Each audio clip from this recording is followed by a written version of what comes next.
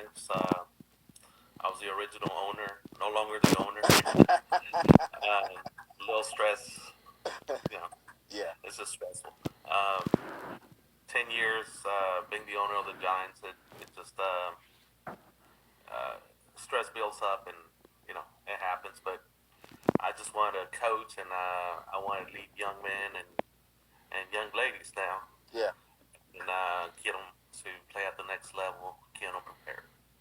So, what goes on into some of the things that us as parents or behind the scenes to running a organization like that? I mean, you got kids starting from 11, 12 on up to high schools. You also have a collegiate team that plays in the summer.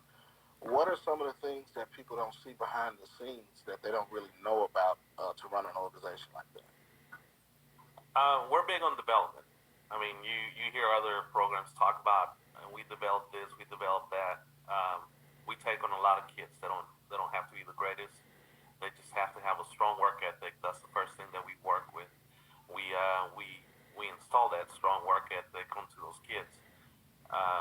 We find out pretty quick if they have that will to push or they're gonna quit on us. Right.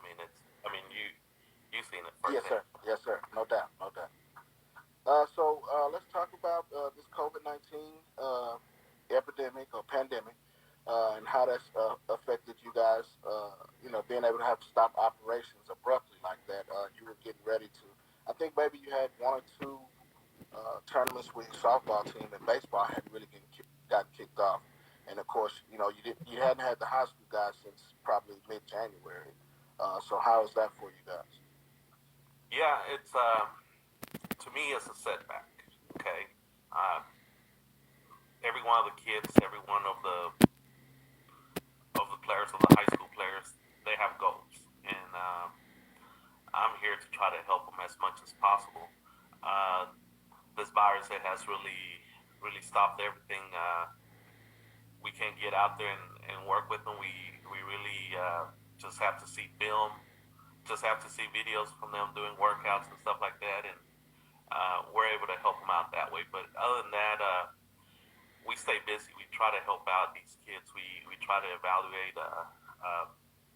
I try to I try to be as involved as I can. I'm all over the place, but I try to look at every video. I try to see what deficiencies they might have, and try to fix them. Try to explain to them. Try to send examples. I'm not gonna get out there and do it myself anymore, Right. Right. but I can send some examples of how I want it to be done. And of course, every player is different, and you have to find a a model of how things should be done mechanically. Okay. And now the thing about the Giants that I know that sets them apart is the workouts. A lot of times you can't just get out there, sit on a bucket and tell the kids what to do. You can't just hit fungo and you can't just bat. So talk about some of the smaller things that you guys work on to make these guys successful. Being an ex-professional player, um, you have a certain look that sets a kid apart, and you try to you try to teach them that look. You try to teach them those mechanics. You try to simplify this game as much as possible for them. Um, that by the time they get in front of somebody that actually matters, they're gonna impress them. Right. To impress a high school player, a high school coach, the first thing you have to do is you have to do it in the off season. You have to show a strong work ethic. You have to outwork everyone. If you're not that hard worker, then that coach is gonna lose faith. He's not gonna have that trust in you. And it's the same thing that I try to install onto the players that come to me. I tell them, look, if I can't trust you, then I can't help you. Right. Right. Right. Now, talk about how important it is to be in contact, with the guys, high school coaches. Sometimes in some circles it's frowned on, and I don't understand that. I think it's very important. A kid needs a three-headed monster. The parent support, the support from a organization like that you have, and then the high school coach, because all three see that player, and all three play an integral part in the player's development. There are things that you see when you have them for the summer that the high school coach doesn't see. And then you got some high school coaches in some circles they frown on that. They just want to have the kids to themselves. So how important is that into the players' development? It's very important. First of all, because we need the coach's approval for a kid to go into play at the next level. Um, we can say the kid is the greatest, but we also need the coach to say the same thing. We all need to be on the same page. If a high school coach is not going to give a good recommendation, then the kid is not going to go nowhere. Right. So it's really important for me to stay in contact with coaches, ask them questions of how I can make that player better to fit their system. Because they can play for me one position, but that doesn't mean they're going to play at their high school the same position. So um, during our workouts, we try to work every kid at different spots. We just don't stick them at one spot and leave them there. We actually, our workouts, they work outfield, they work infield, they work spots where they might not even be comfortable, but they have to learn how to play the entire field. Unless they're lefties, then right, they're lefties. They're not limited to what they can do. Right.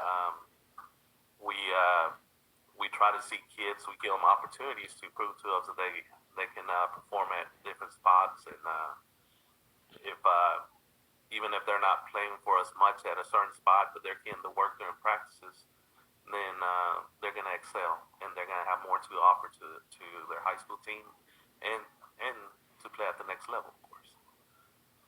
Now, what is it that college coaches are looking for in a kid coming out of high school? I tend to watch a lot of podcasts. I'm an information type person, and anytime that we do something, I research it. So I watch a lot of things. I'm more of a football guy, and as you know, we talk on several occasions all the time. But what are some of the things that a college recruiter or a college team is looking for out of a high school baseball player to, give them that chance at the next level? A lot of times the guys talk about five tools. Do they necessarily have to have all five, or is it one thing that they need to concentrate on? Academics, of course. Right. Say that loud. Academics is number one. Um, Once again, it's about trust. If they can't trust that you're going to pass your classes, Right. because you're going to be on your own basically once you get onto a college field. So if they can't trust you with your grades, they're not going to trust you at all. Um, that's the best way they can see your overall performance for 4 years, and that gives them an idea of what kind of player you're going to be. The next thing is, once again, work ethic, the strong work ethic, the hustle, the little things that make a big difference, the little things that everyone tells you what to do, but nobody follows it. Right. Uh, those are the things that they're looking for. They're looking for somebody that's not going to be shy about being aggressive.